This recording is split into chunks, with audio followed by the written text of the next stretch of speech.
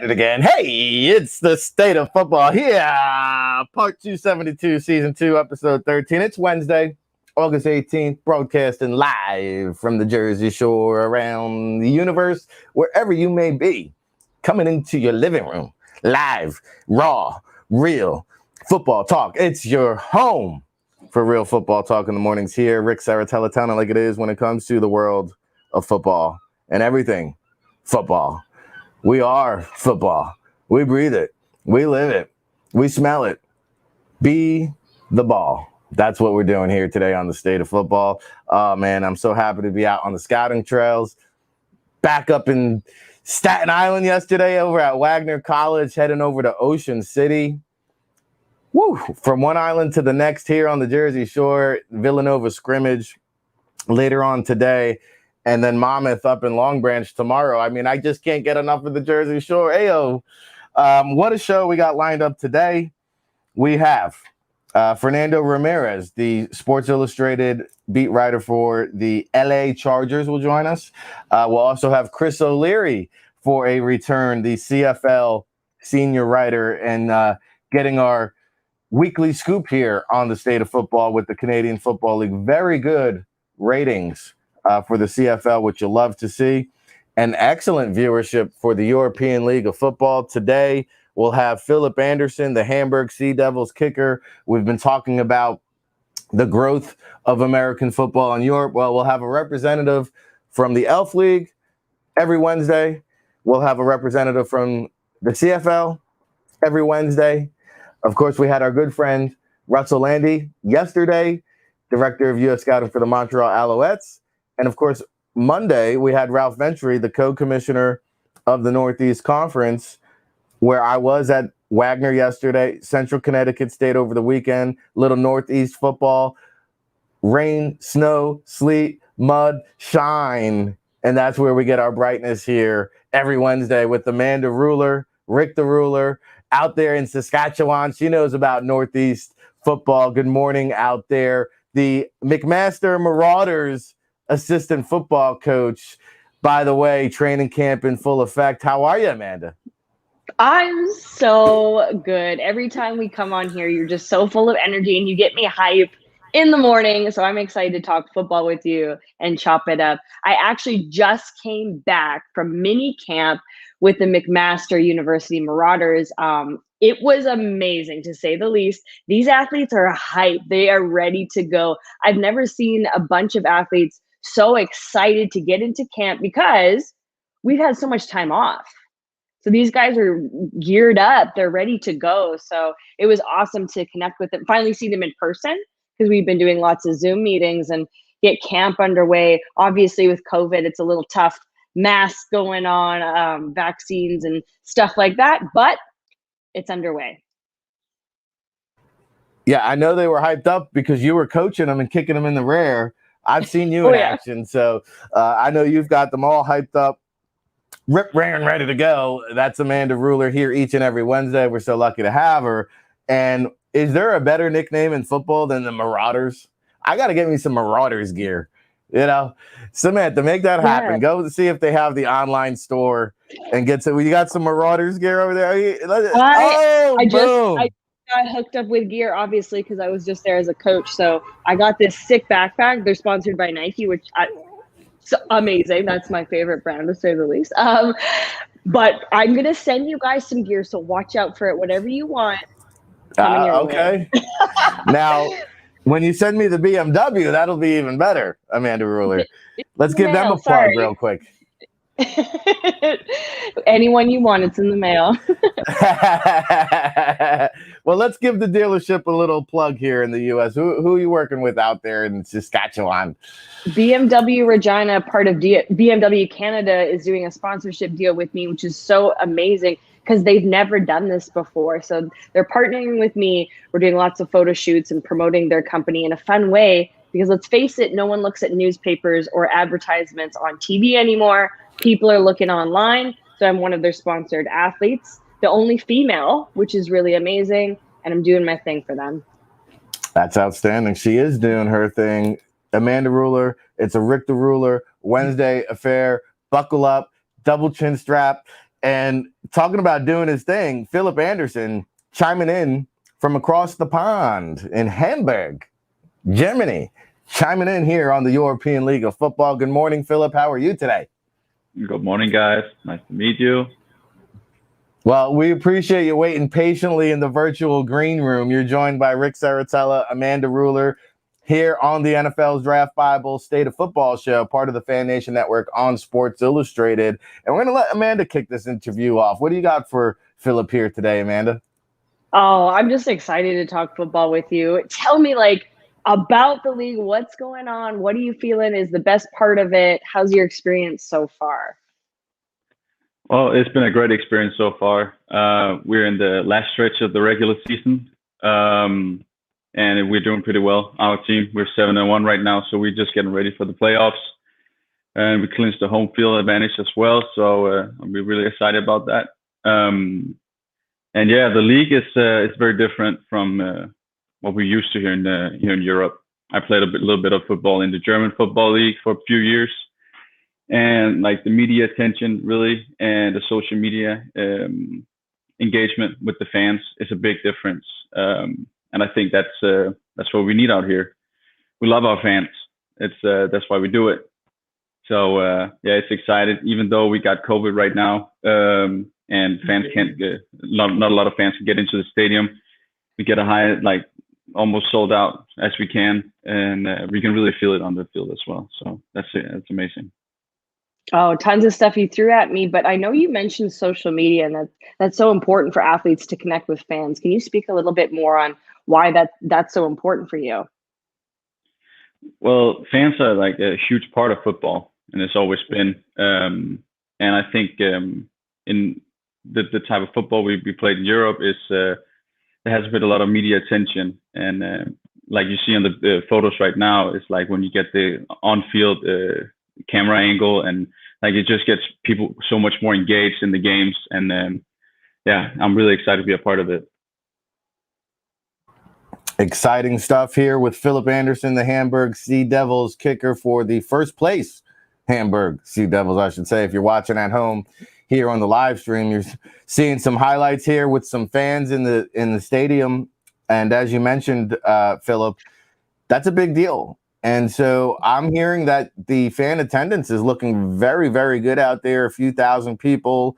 They're filling things up as much as they can. And you mentioned your experience from the German Football League to the European League of Football. There is no comparison. That's the bottom line here. And anybody that thinks there isn't, because you can see the product on the field. It's an outstanding product. I've been talking to Christopher Hahn, by the way. Big shout out to him. We had the commissioner on here. There's plans for expansion in the European League of Football, and some big things coming, as Philip mentioned, playoffs right around the corner. So take me through that kicker mentality, Philip, now when the game is on the line. Regular season's one thing. Playoffs is a whole nother deal. You got the crowd yelling down on you. Give me the 2-minute drill. Hamburg's going down. Game-winning drive.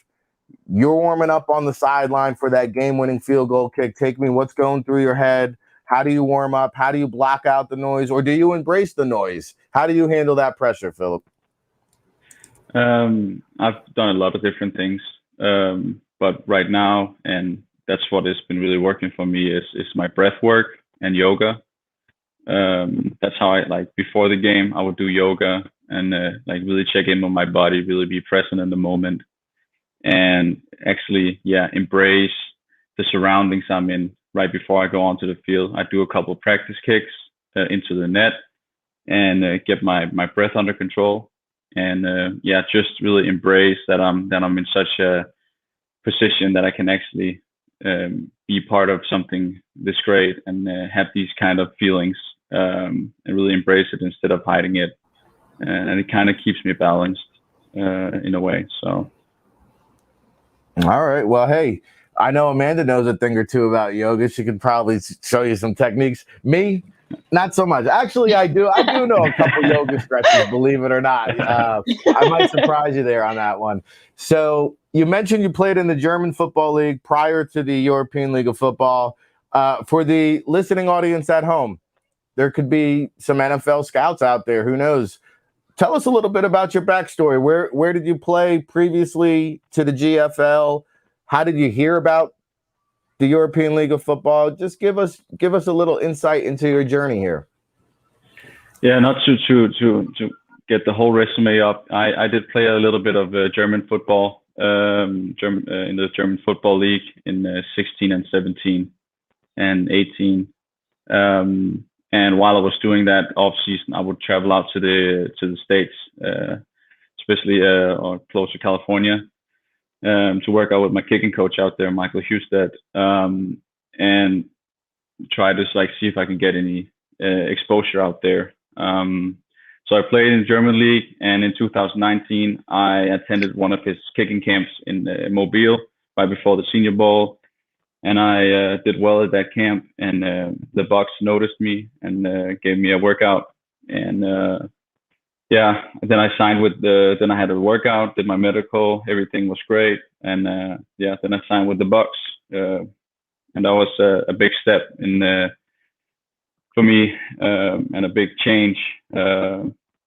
But unfortunately, I wasn't there for long. I was there for the off season, and then I got cut right after the draft. And then I had to figure out, all right, what do I do from here? How do I turn this around to be a benefit for me?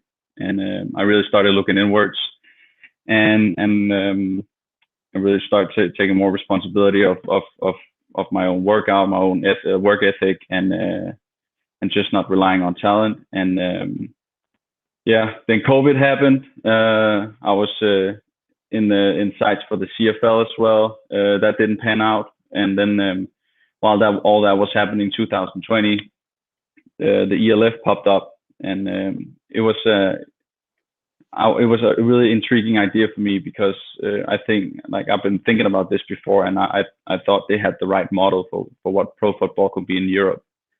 And then all of a sudden, Max Potts from the GM from Hamburg hit me up and asked me if I wanted to join the Hamburg Sea Devils for the inaugural season. And our scout, Lorenz Leinweber, in the chat room, who's actually been out to some of your games and seen you in person, says you are Mr. Automatic.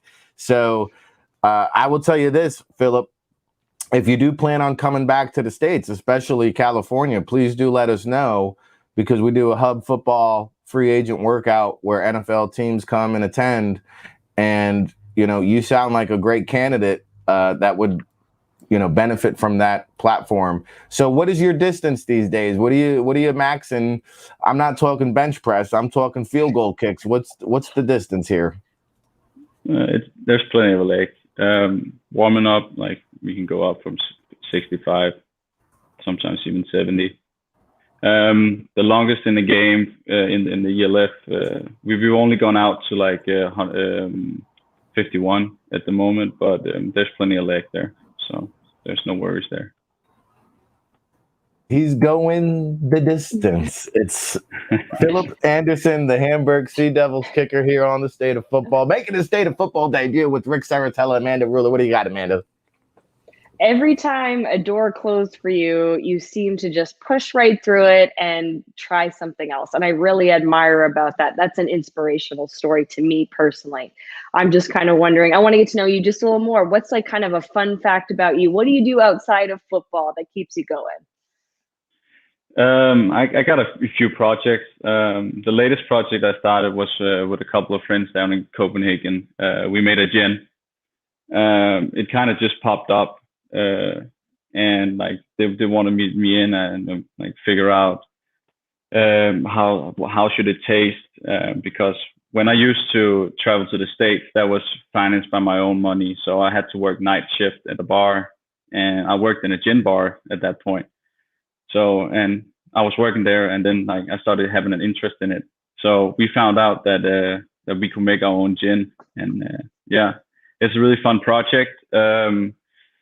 And it's just like a small hobby project, but it's actually we have a really good product, and all our customers really like it.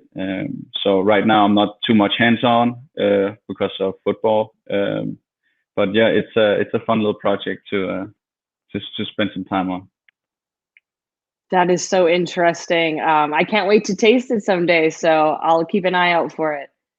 Awesome. You're definitely invited to the Hub football camp now. Are you kidding me? If you bring the gin. Yeah. Well, Philip, we appreciate the time here today on the State of Football. Is there anything else that you wanted to talk about? Is there anybody out there you want to say hello to? Anybody you want to give a thank you to before we let you go?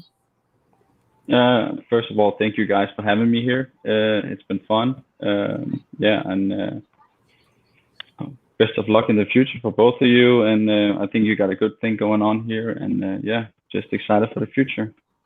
We're excited for your future as well, Philip. I can't wait until you're back on U.S. soil with the NFL logo on your helmet. And it's coming, my man.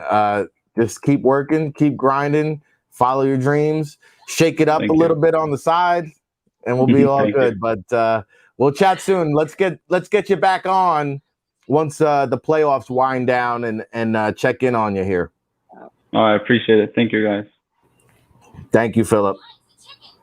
Philip Andersen there checking in from Hamburg, Amanda. And I don't know, that gin video, I don't know, he might have like a modeling career after football or something. He looked pretty good out there. I'm so glad I asked. Yeah, I know he looks pretty good. I'm a big fan of gin, so that was like actually really, really cool to hear that. So it's interesting what athletes do outside of their craft. They're so creative.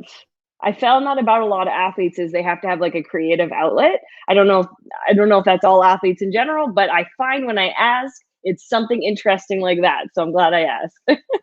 Well, I think it's important to recognize too, like, you know, the college player here or the average fan might tune into the European League of Football and say, hey, man, that's pretty cool. But they don't realize, like, yeah, he's training full time. He's got to go to practice. Oh, and by the way, he probably has a full-time job to survive and make ends meet. I mean, let's be honest, they're getting paid during the football season, but during the off season, even in the CFL, a lot of these guys, they got to get into the community and find some other work. And so it's all about trying to get to that NFL level. And unless you're a quarterback, I mean, you know, they're doing okay up there in the CFL.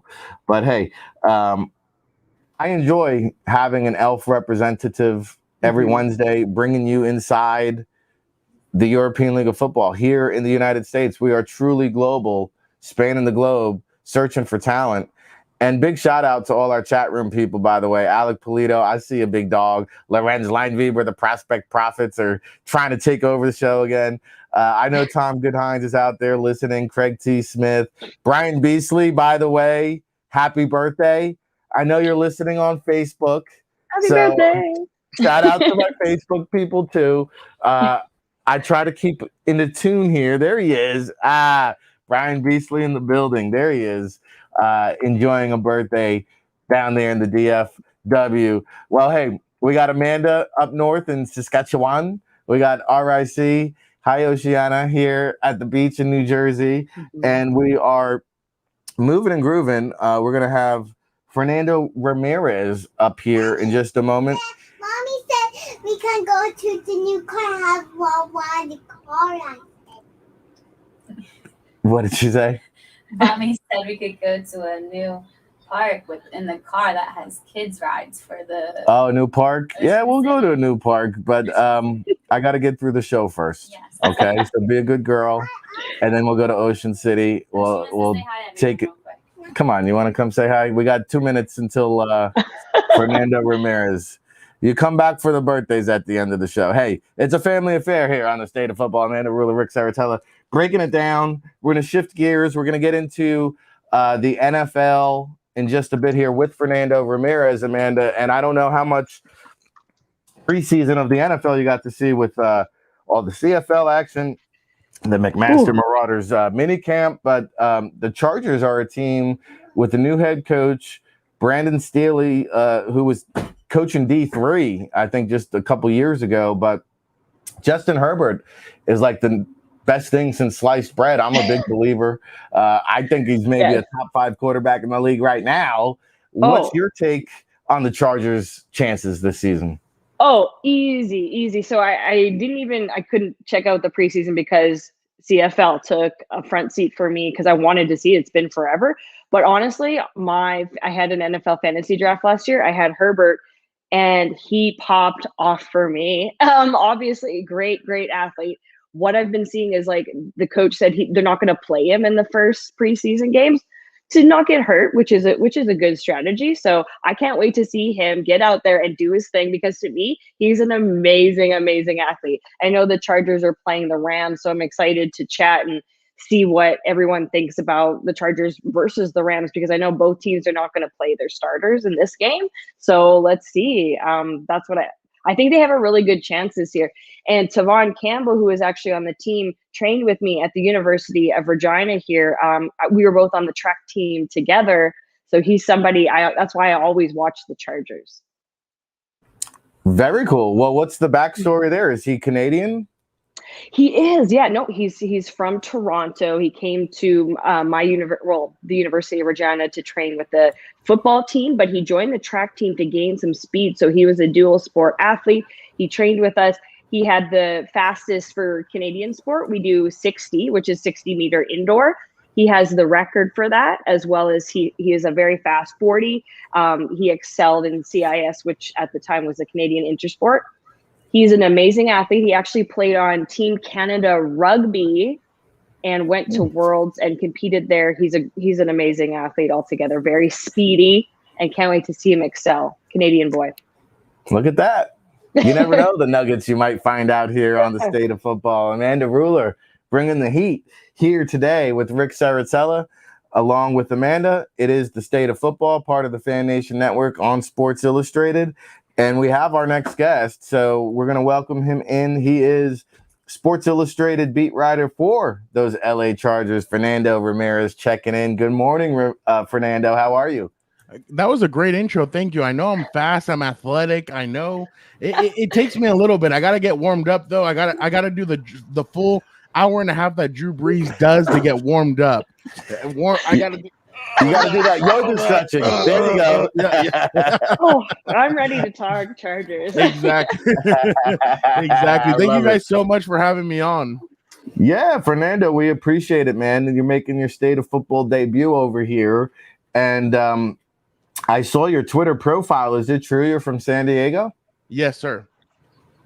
Very interesting. You still living there covering the Chargers? Yeah. So I just make the commute every single day. It's how can you leave San Diego? So it's one of those things where it's such a beautiful city. It's so relaxed. Not enough. The traffic here is actually died down. Also, it's not like LA where every 20, 30 minutes or everything gets extended by an hour. So that's how LA is. And I'm like, I don't know if I'm up for that. And the Chargers are in Costa Mesa, so it's literally about an hour and 10 minutes away from me.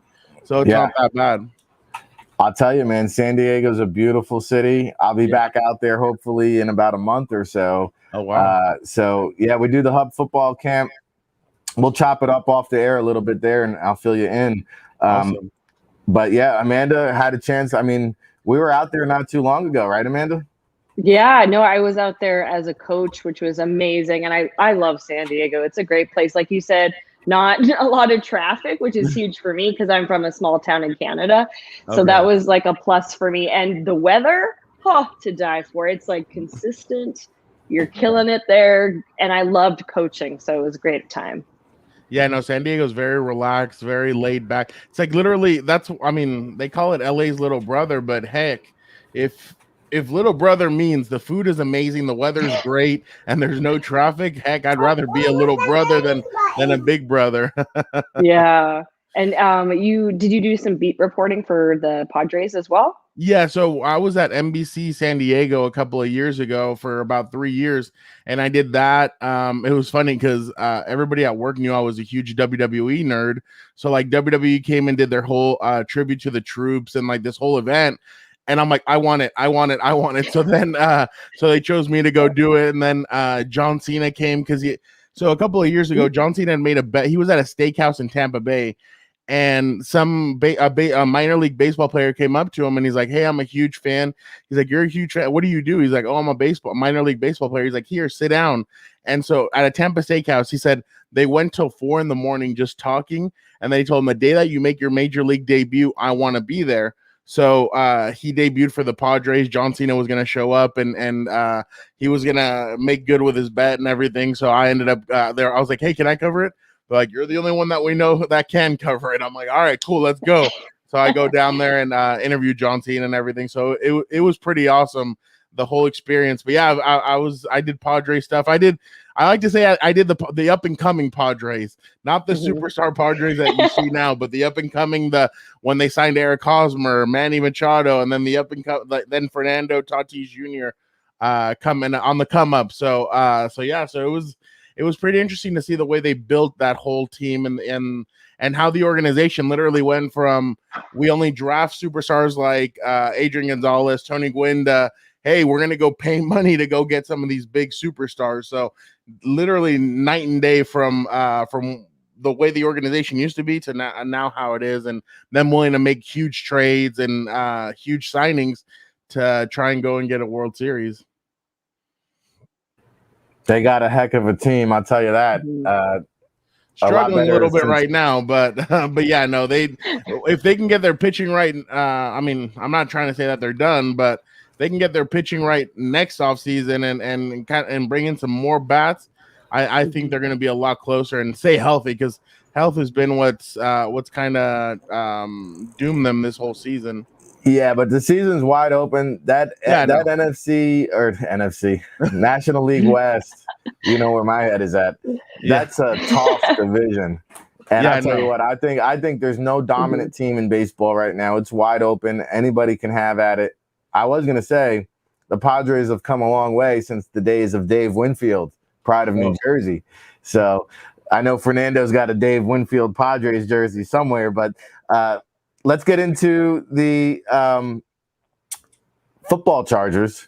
And speaking of the hub, Tom Goodhines, who I believe is on his way to San Diego as we speak, he makes a good point. We had KJ Sales out at the hub football camp working with Amanda Ruller. He just signed with the LA Chargers. So I was going to say that is unique. Is so unique. Like, he comes in the first day of training camp and he starts talking like he's just like he defends passes, starts talking to the receivers. One receiver goes, "Who are you?" He's like, "You're gonna know real quick who I am."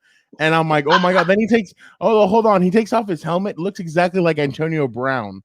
So I was like, "Oh wow!" I was like, "Is that like his little brother?" But this kid has literally been making a lot of noise in training camp.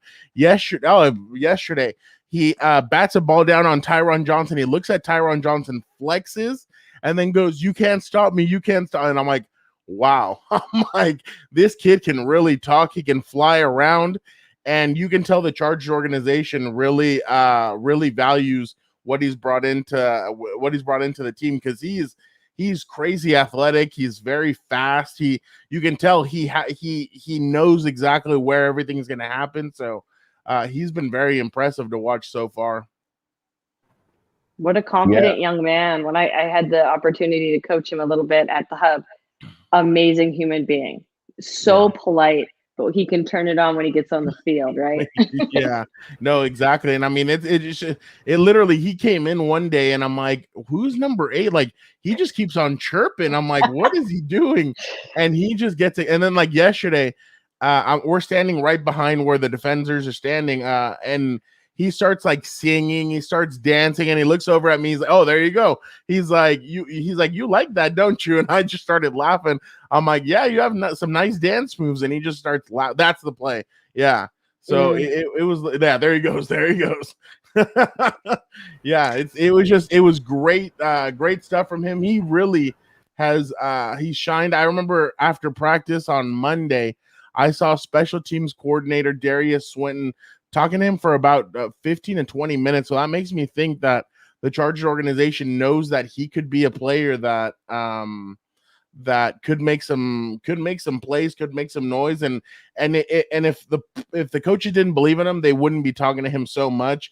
He comes off and goes straight to the DB's coach. He comes off, the defensive coordinator grabs him and starts talking to him. So he's one of those players that he looks like he's starting to make some noise on the Chargers organization. No, that's awesome to hear. He's an amazing athlete. Yeah. Very, very. He's something else, honestly. Oh, there he is. I know we have Chargers Rams coming up, and I did read your article, the 3 things to look out for during that game. Do you want to chat a little bit more about the things we should look out for that game? Yeah. No, they just played the Rams. They're going to go up against the 49ers this week. Sorry, the 49ers. No, you're good. Yeah. You're good. Yeah. So they went up against the Rams last weekend. It was interesting the way the offense was able to move the ball up and down. Chase Daniel went, I think, 14 for 21, and then Easton Stick went 7 for 7. We're not going to see any Justin Herbert. So Brandon Staley already announced that if you're a starter or a veteran, or if they already know what they have in you, or you're a veteran, you're not going to be playing. So that's pretty interesting from a rookie head coach and a rookie staff that these guys aren't going to be playing. And so it's honestly unique what the Chargers are doing right now. But this weekend should be interesting because they have a. Can you guys hear me? Yeah, I can hear you. Okay, I got cool. you. Okay, Yeah. No, I'm just making sure. The Chargers this weekend, they're Thursday and Friday, they have a joint practice with the 49ers. So it's going to be interesting to watch them practice. A lot of people have been saying that Trey Lance is the new Justin Herbert. So to watch him up close is going to be very interesting. That's gonna be very interesting to watch them both on the field at the same time. Obviously, Nick Bosa and Joey are going to be together for the first time on the field in a while. Obviously, Nick isn't going to practice. The 49ers already came out and said that he won't practice fully until next week. So that's a shame that we're not going to be able to see both Bosa brothers, but they'll be there together on the field. And it's just going to be about because. So the reason why Brandon Staley is sitting a lot of his players is because he says our practices are harder than some of these preseason games. So it's going to be interesting to see at what speed Kyle Shanahan and Brandon Staley, because they had a conversation on Monday night about how they wanted to have their practices go, whether this how fast they're going to be moving, if they're going to be tackling fully or just wrap up. So that's going to be interesting. That's going to be something to watch to see how that goes. And the Chargers need to get out of this preseason, and they need to get out of these 2 joint practices healthy. Sometimes like a couple of years ago, Derwin James got hurt. The first injury that he had that during the joint practice against the Saints, where it was just a freak accident. He just ran up and he got hurt and hurt his foot. So can the Chargers come out of this healthy is going to be a huge key. And then on top of that, just keep on getting better, keep on improving. I still am one of those believers that we haven't seen anything of what this offense is going to be. It's very vanilla. The defense, very vanilla as well.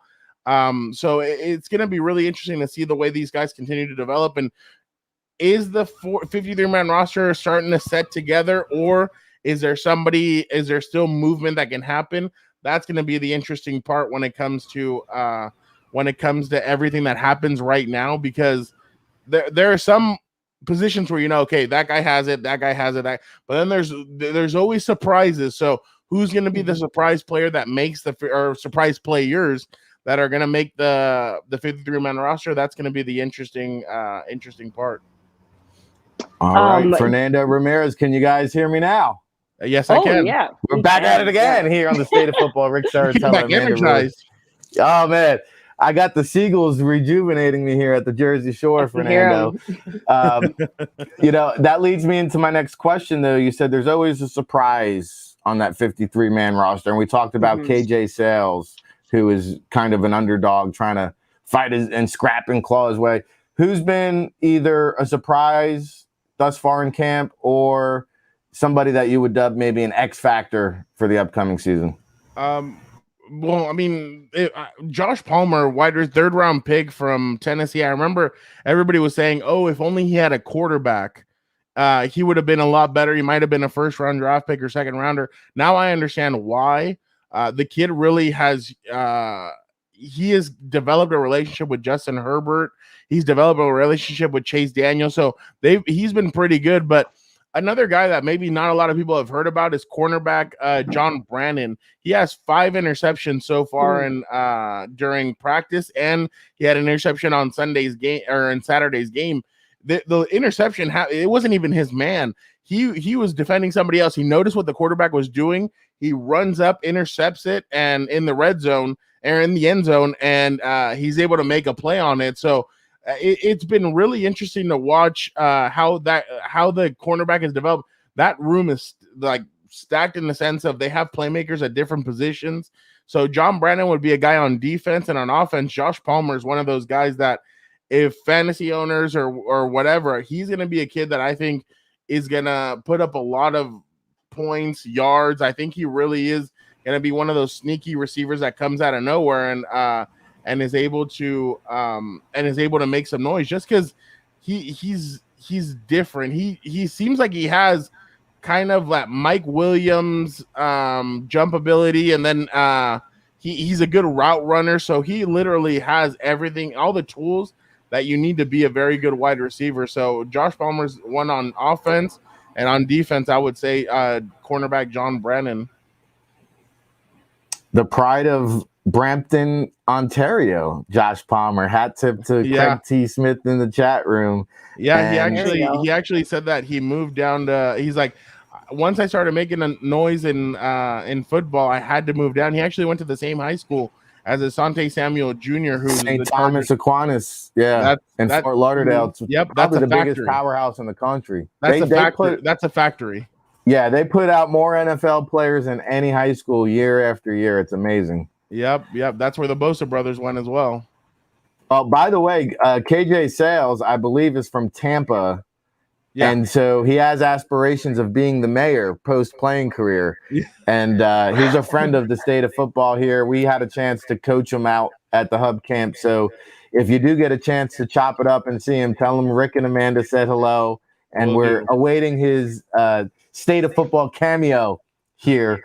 But I got to ask you, Fernando, the national kind of overview of the Chargers, there's a lot of excitement around this team. A lot of people, Chargers and Dolphins are the two teams that come up a lot because they got the young quarterback. People are expecting them to take the next step, but it is a rookie head coach. Yeah. So what is the regional or more local media perspective or your perspective, to be quite frank, in terms of where the Chargers are trending? I've got them at 10-7. Are you buying? Are you selling? You going over? You going under? No, I'm right at 10-7 and making a wild card spot. I really do think that they're on the come up. I think they're a year away from really being a contender. I have to see what Joe Lombardi is going to be. I mean, we've seen the Joe Lombardi experiment before with Detroit. It did not go well. They had Megatron, they had Matthew Stafford, they had some weapons on that team, and it just did not go well for him. He only lasted, I think it was 17 or 18 games as the offensive coordinator. Has he learned what he did wrong back then? That's going to be the real question. And then defensive coordinator, can Brandon Staley's going to be calling the plays? Can he manage being the head coach of the Chargers and at the same time being the defensive coordinator? That's going to be huge too. And there's a lot of rookie coaches on this staff. It is not a veteran staff. There's not a veteran. That's what I thought they were going to do. I thought a defensive coordinator, they were going to go get Wade Phillips or maybe like a veteran voice like that, just to make sure that that they had somebody like that, just in case if you start off 0-2, 0-3 or something like that, you need that. I mean, being a old school kind of mentality, you need that veteran voice. And I thought you'd need a veteran voice like that, but Brandon Staley thinks, no, we can do this. We'll move forward. So it's going to be really interesting to see if they can all put it together. And then the other question is, will Justin Herbert continue his ascension? I mean, last year he had an incredible rookie season, and he did that with some of the offensive coaching decisions were not very good. So to say the least. So, I mean, is Justin going to be able to take that next step? Are the coaches putting him in the best position and are they putting him in the best offense to continue his ascension? That's a huge question as well. And then the defense, can this team stay healthy in a sense? I mean, can Derwin play all 17? Can Joey play all 17? There's a lot of question marks still about this team. I mean, on paper they look very good, but it's they have to do more. Last year they couldn't take the ball away. They weren't sacking the quarterback. So there's a lot of question marks on this team, and until they really start playing football games, we're not going to know a lot about them. I know there's people on Twitter and social media, these social media coaches who think, oh yeah, the Chargers are going to be very good. Pump the brakes a little bit, because we need to see exactly if this is all going to come together and be not perfect, but be as good as what people imagine it to be. That's going to be the real question. I mean, is if this all lines up perfect, I think the Chargers will be 10-7, 11-6, somewhere around that. But I think they make the wild card. And honestly, if they're as good as advertised, I wouldn't. If I'm Buffalo or Kansas City or one of those top teams, I wouldn't want to play these guys, because I know I've seen it in practice, and Justin Herbert can catch fire. And once he catches fire, it's hard to stop him from executing and hitting his receivers and winning football games, literally. No, I agree with everything you said. I think if there's any team out there that can topple the Kansas City Chiefs in the AFC West, it's going to be those LA Chargers. But to your point, I mean, we got to go back and check the videotape. How many times you said if? Because that's exactly what it is. If this aligns, if this works, there's a lot of moving parts. There's a lot of newness there with the Chargers. But I do think the roster is constructed to be a very competitive team. Did Melvin Ingram get picked up by anybody? Yeah, Pittsburgh picked him up. The Pittsburgh Steelers. So he's with he's opposite TJ Watt. So, and actually, fun fact, they do play the Chargers this year. So that's gonna be interesting to watch. That's a Sunday night football game. And then Hunter Henry got picked up by New England. They played the Chargers this year. So Chargers are gonna see a lot of their old players this upcoming season. So that's and honestly, the Chargers have always been a what if kind of organization. I mean, or if only, and that's been the if only Marlon McCree got down and stayed down, and Troy Brown didn't pick his pocket and take that ball in 2006, the Chargers might have beat Peyton Manning, and then played the Chicago Bears and won the Super Bowl that year. So it's one of those things where if these guys can really stay healthy, everything comes together, they'll be a very good team. But like I said, I still think they're a year away from being that Super Bowl contending team. They still have some pieces that they need to fix, but that offensive line should be a lot better. And if it holds up, then really you're going to see an even better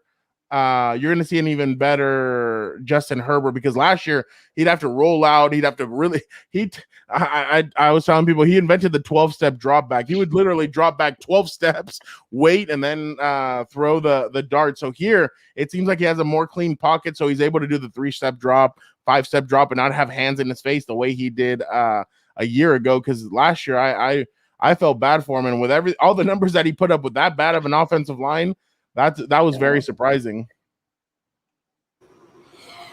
Great job here, Fernando. I learned a lot here today. I can't wait to have you back on the show. Give the listening audience at home the Twitter handle, plug some content. What do you got coming on the website? Tell the people. I appreciate it. I'm on Twitter, Instagram, and actually TikTok at Real F Ramirez. Yeah, I actually do TikTok. Yes. One of my friends who covers the Chargers, he's like, dude, let's start TikTok. And I'm like, bro, like, we're old. And then he just starts laughing. He's like, no, we got to get on that TikTok. I'm like, all right. So I've been TikToking some videos, just having fun with it. So yeah, at Real F Ramirez. And then some stuff I got on the way. Chris Rumpf, who's the Chargers 4th round draft pick from Duke. He's actually hovered over to Joey Bosa, and I'm putting together a story on that. And I'm like, what made you hover to Joey Bosa? He's like, bro, have you seen the stat sheet? And I just started laughing. I'm like, okay. I'm like, so this kid knows. So he's a fun kid. And then obviously I'll have a lot of content from the joint practice between the 49ers and the LA Chargers on Thursday and Friday. So it should be some good stuff coming up. And I appreciate you guys having me on. This was a lot of fun. Absolutely. Go check it out. The Chargers report. Fernando Ramirez, he's covering the Chargers. He's covering the Padres. He is the pride of San Diego. I'll have to hit you up next time I'm in sunny San Diego, Fernando. Let's do Thank it. you Have so you ever much tried for a being California burrito? I have. Yeah. Okay, and, there you go.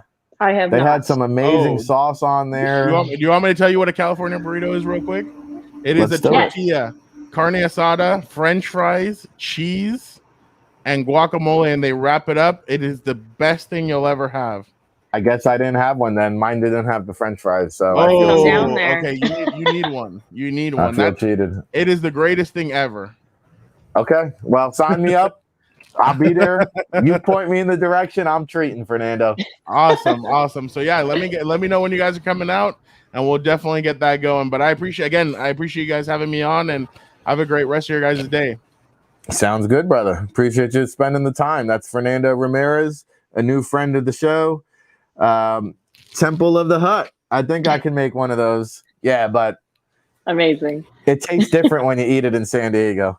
Right? Temple of the, I think you're in Philly. It tastes a little bit different. So, Amanda Ruller, Rick Saratella here on this Ruller kind of Wednesday. We are moving and grooving through the hour. We are just honored and privileged to have Chris O'Leary return, making his cameo here on the State of Football to give us the finger on the pulse of everything CFL. Good morning, Chris. How are you today? I'm doing good. How are you guys doing? Doing outstanding, and another outstanding week of CFL action. I'll start off with the ratings because that was a big kind of to-do coming into the season. We talked about the new ESPN contract last week. 2 weeks in, great to see the ratings continue to rise. I think there was a lot of kind of wait and see, because after that great first week, it was either going to go one of two directions. Encouraging to see it raise, and a testament of the fans of the great country of Canada. Yeah, I think so. I think, the first one I think of is the that Riders game, and I think there was no question that the appetite was there. Two pretty packed stadiums 2 weeks in a row, and then I think just nationally, I think they just have such a big following that it's good to see. Also, not a huge surprise. Also encouraging to see that they did so well up against the Blue Jays, which is another big draw in Canada. And so to see them hold up well against a Jays team that's kind of getting into the thick of it in the baseball season is an encouraging thing. And overall, just a good number. I might not be 100% accurate on this, but I think it was around 500,000 average viewer for each of the 4 games over the weekend. So definitely a good thing to see in week 2, and hopefully it continues to grow. Yeah, every game was over 500,000 viewers. Outstanding stuff. Chris O'Leary, senior writer at the CFL.ca, along with Rick Saratella, Amanda Ruller. Amanda, go ahead. Take it away. There's so much to unpack from this last week of CFL. Like you said, I think the Riders had the biggest audience for ratings. And last weekend, they played Hamilton at Mosaic Stadium, which is so cool. And it was awesome to see the Riders come out with steam and actually keep that momentum.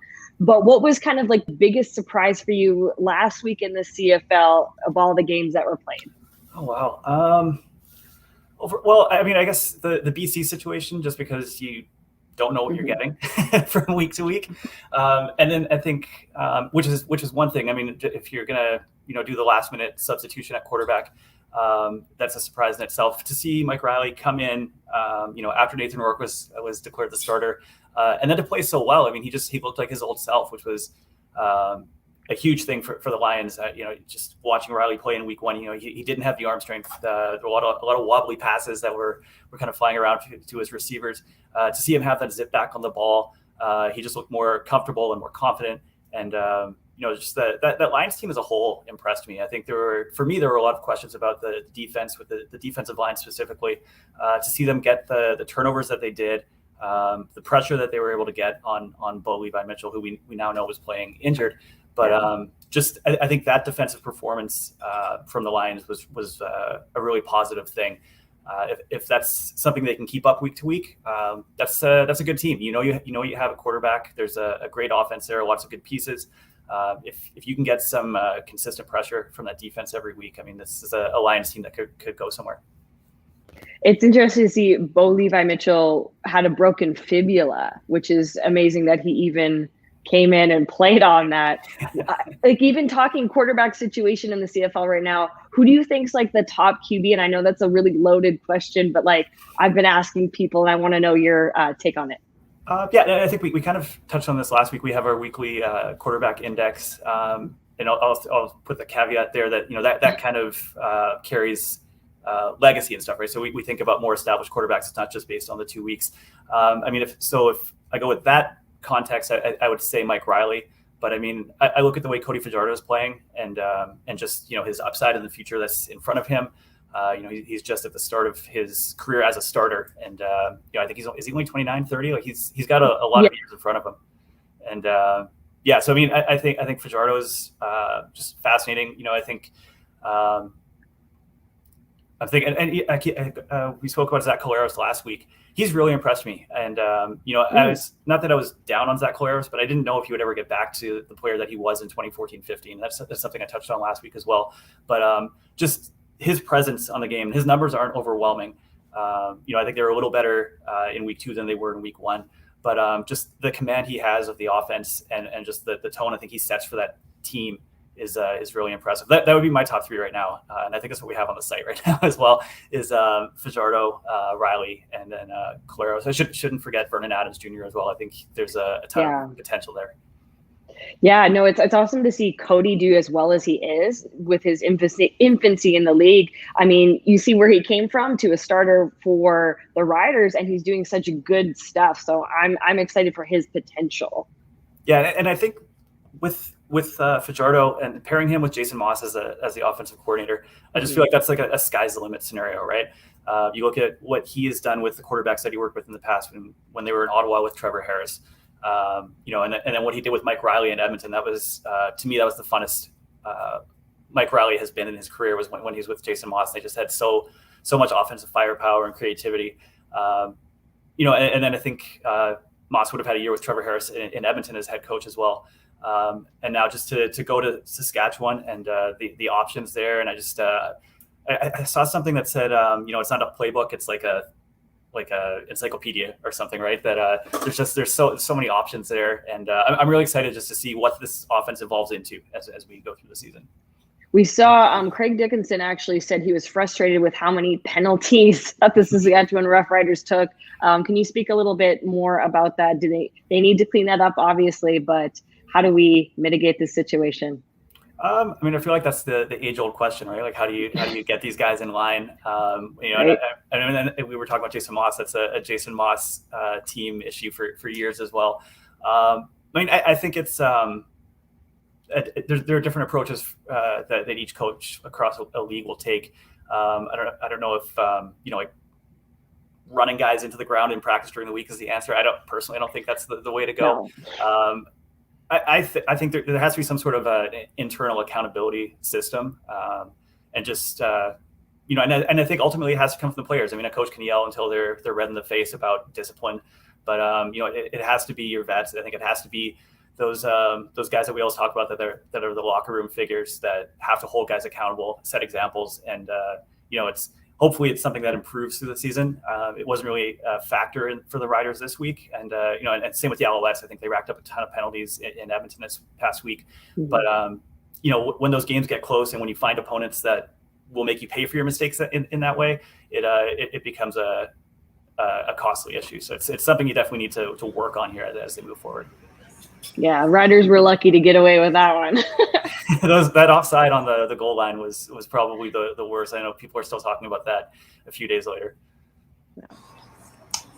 Chris O'Leary here, CFL senior writer, along with Amanda Ruller, Rick Saratella. Each and every Wednesday, we'll be talking CFL action. We had Russell Landy on yesterday, diving into the Toronto quarterback. Chris, I was going to get into the situation there. And so I was traveling over the weekend, so I have not had a chance to watch the game.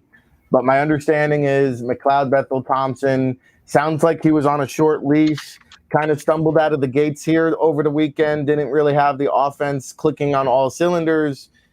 In comes Arbuckle. Where do we go from here? It's going to be interesting. I mean, they've had the opportunity to name a starter, and I think they've delayed it until today's practice. To me, it seems like this could be sort of a 2 quarterback situation. Maybe, I don't know if that's a whole season thing. I don't know if that's ideal, but it has the feel of that. I think they'll go with whoever is performing best and whoever can give them the most consistency first. I think Nick Arbuckle was signed to be the starter. He has that history with Ryan Didwoody from their time in Calgary. I think they definitely want to see what he can do as a starter. But yeah, and I think we've seen what McLeod Bethel-Thompson can do, and when he does play well. I think I wouldn't be surprised if we see both of them a lot, and I wouldn't be surprised if we see a lot of this, naming the starter late in the week. I think giving guys reps one day and then flipping the balance the next day, just until the team either gets a feel for who they want or if they see it on the field and go in that direction. I will say, sorry, no, go ahead. No, you finish. Okay. The one thought I had from that game, and I know you're a big Mac supporter, was, I feel like it shouldn't be lost in this that they were up against probably the best defense in the league. And, you look at Bethel-Thompson's numbers. I think he was 10 of 20. Arbuckle came in, he was 10 of 19.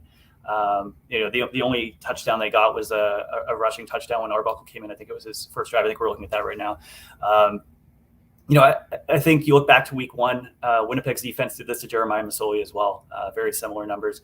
So, I think before anyone gets super critical of either quarterback, I think you got to give credit to that defense that is making a habit of shutting players down. And, I think unfortunately for the Argos, they have to go up against it again this week. They just do it in Toronto.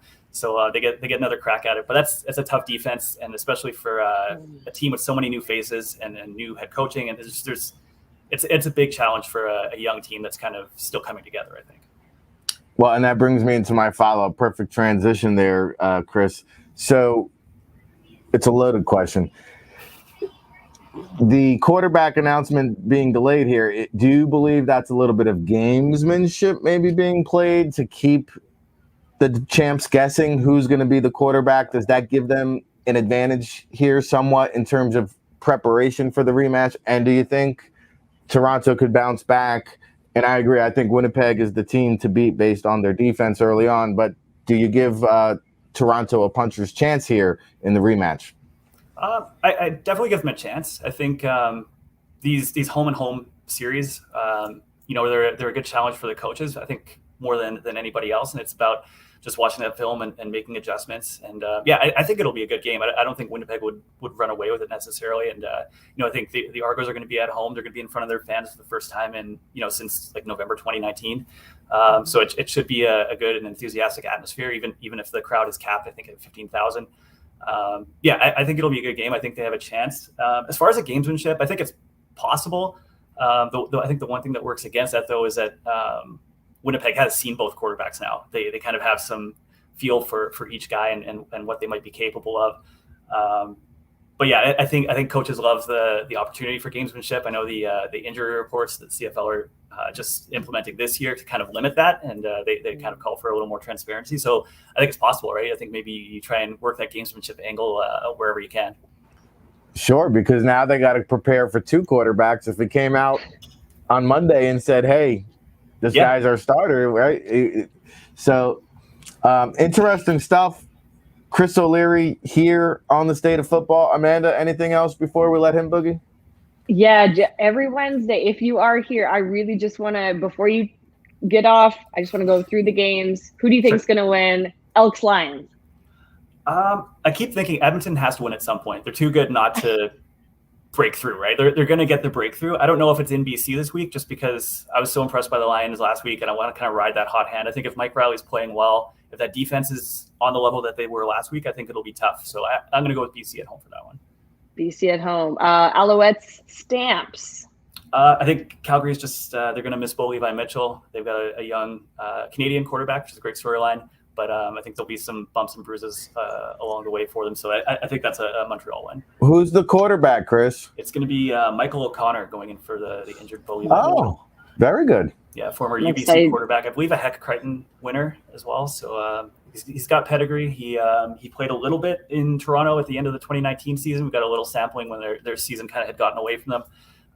yeah, it'll be exciting. It's I think up here, I think the Canadian quarterback is a great storyline. A lot of CFL fans get behind that, so it'll be fun to watch him. And he's, if Bo is on the 6-game injured list, this is going to be a good chance for Michael O'Connor.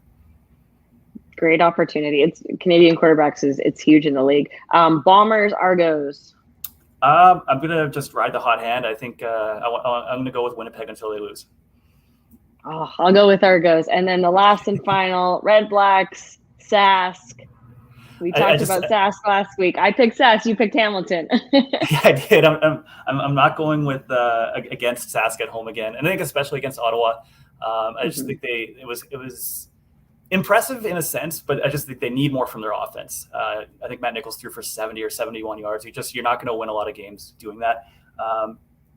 To take a chance not to dump all over the Red Blacks, I will say that I was impressed with that defensive effort in week one, and I think their special teams might be among the best in the league. You look at the kick and punting tandem, and and they've got Devontae Dedmon on the return game, who's I think just a killer. And we saw some trickery on special teams. The touchdown was called back, but I think there's a lot of creativity there. I think they've got two strong phases of the game. If they can get some offense, that could be a good team. But we need to see it, and we are seeing it with Sask. I just think they're too strong to not pick right now.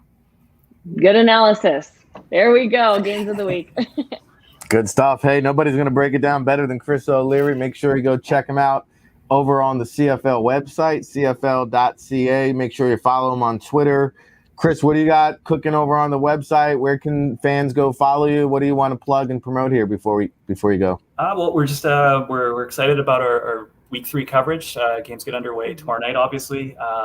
We've got a lot of coverage there. We've got our writers' picks coming. I think I've given mine away already here, but we've got our 5 other picks coming in later this afternoon, and I know that pleases a lot of people and angers a lot of fan bases. So I'm ready for the Twitter wrath this afternoon. There you go. Hey, we're bringing you the exclusive here on the State of Football with Chris O'Leary. Thank you so much for the time, Chris. We always appreciate it. Enjoy the action this week. Absolutely. You guys enjoy the weekend too. Thanks. Absolutely. And you will get my predictions tomorrow on the State of Football, where we will have Pro Football Hall of Fame Village Dean Dalton will join us to talk about the training camp they have going on. We'll have Coastal Carolina head coach Jimmy Chatwell. How about that? And, of course, the usual suspects, Dane Vandernet and Neil Stratton. Big shout-out to all the guests today. We kicked it off with Philip Anderson there with the Hamburg Sea Devils.